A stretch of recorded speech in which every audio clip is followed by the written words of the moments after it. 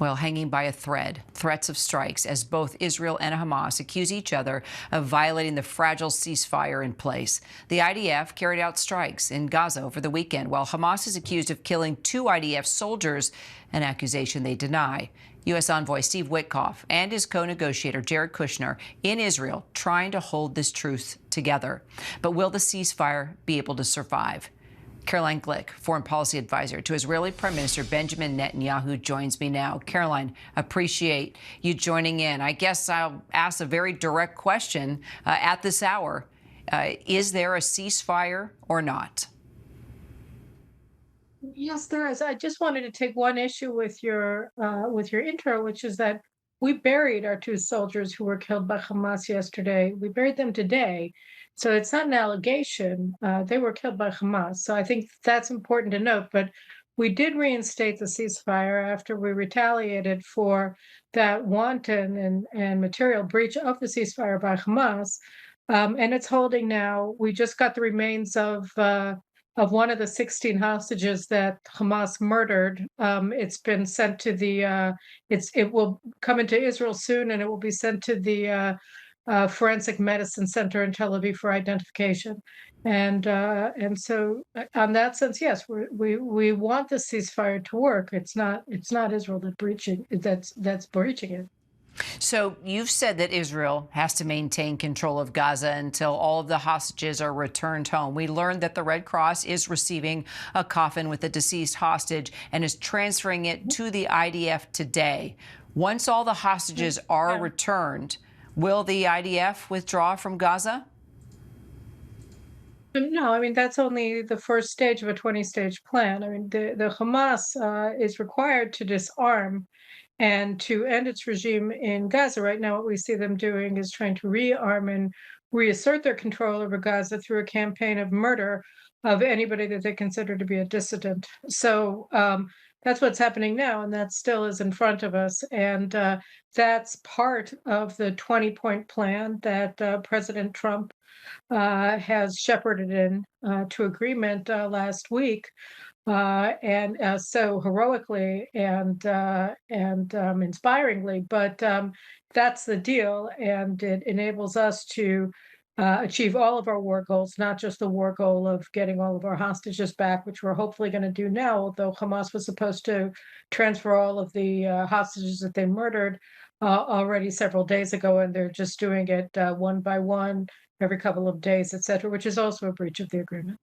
Well, I do want to ask you another question about that in a second. But first, since we're talking about Hamas laying down arms, today, Trump threatened to eradicate Hamas if they're not good. That's the quote, eradicate Hamas if they're not good. What does that mean to you? And will it involve the IDF?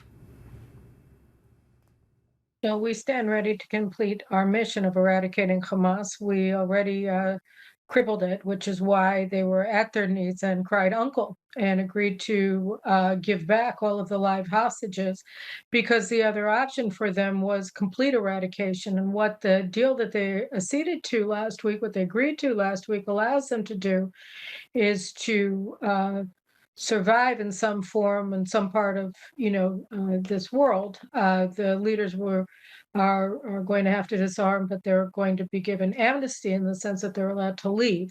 So that's what the deal provides for them. And if they don't abide by the deal, then as President Trump said, they will be eradicated. So that's what is going on now, and that's why, to answer your first question regarding the continued deployment of IDF forces in most of Gaza, it's because Hamas is a terrorist organization, and it's behaving like a terrorist organization could be expected to behave by continuing to murder innocent people. Now they're Palestinians in Gaza, and to try to rebuild their strength as a ruling terrorist movement in Gaza. So we're not going to allow them to do that. And the deal provides them with a peaceful way to disarm and disband as a regime in Gaza.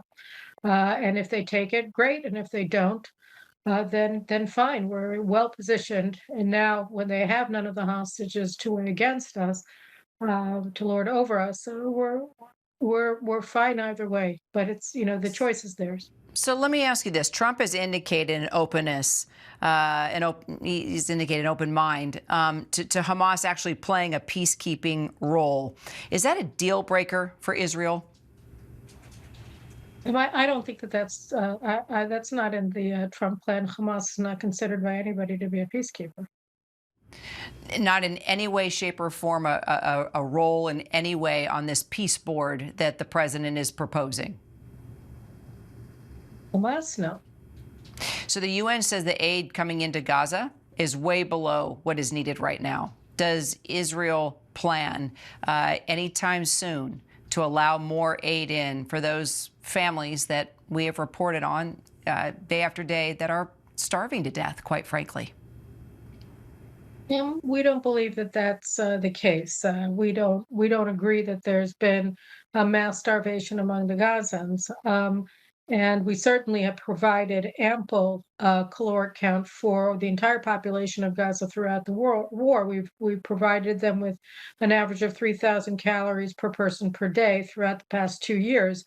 The agreement calls for 600 trucks to be delivered to Gaza on a daily basis. We briefly suspended the delivery of that aid yesterday after Hamas killed our soldiers, but we're maintaining the provision of aid.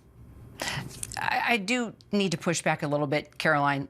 Look, in no way, shape, or form are we denying that Hamas is a terrorist organization. I mean, they're killing at will, and something clearly has to change. No one's going to argue. Anyone with a right mind is not going to argue that.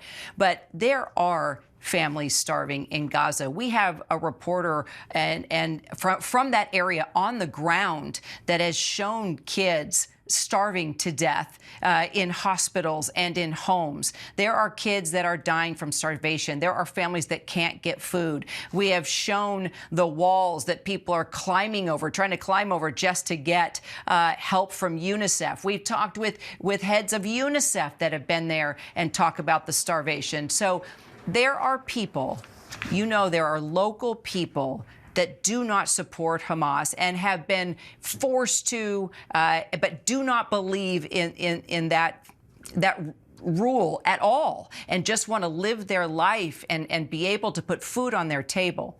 Don't those people deserve the help that is so desperately needed right now? Yeah, they do, and Israel has been providing them with that help. The problem is that throughout the conflict, Hamas was hijacking the aid trucks that were going in, and they were providing for themselves. That was supposed to be aid that was free, but they were selling it then to the people of Gaza at jacked up prices, and using that money that they were stealing from the people of Gaza to finance their continuation of their war effort against Israel. So that's not because Israel hasn't been providing aid or enabling aid to go through the UN and later through the Gaza Humanitarian Fund. It's that Hamas has been stealing it.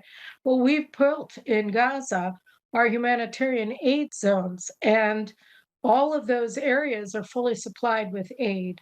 And so to the extent that people, we called when we went into Gaza City, for instance, in our last major thrust before we were able to bring Hamas to see the error of their ways in keeping the hostages, and we were able to get to the deal that we're now trying to implement with the support of the Trump administration.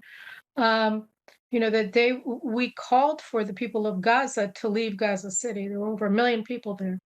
And for the first several weeks, when we were telling people to evacuate to the humanitarian aid zones where they have food in abundance and are able to get shelter and be safe, Hamas was trying to prevent them from leaving the war zone, and they were killing people who were leaving. And so that has been a major problem throughout, which is that Hamas insists on using the people of Gaza as human shields.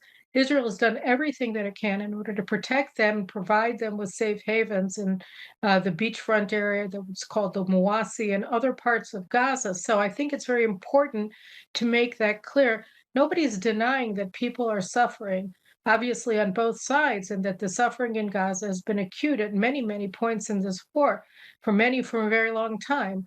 But I think that it's very important when you're discussing it and describing the privation and the suffering, that you also put it into the context of Hamas's barbarism and their barbaric use of the people of Gaza and their suffering as a means to win their propaganda war against Israel. And I'd say that the way that it's been highlighted and that the accusations have been made that Israel in some way wants this, or God forbid, relishes the suffering of innocent people, is really a success of that propaganda effort on the part of Hamas of deliberately causing their own people to suffer in order to get, wagging fingers at Israel's direction, even though, again, we've enabled the provision of humanitarian aid at the worst times in this war for the past 2 years.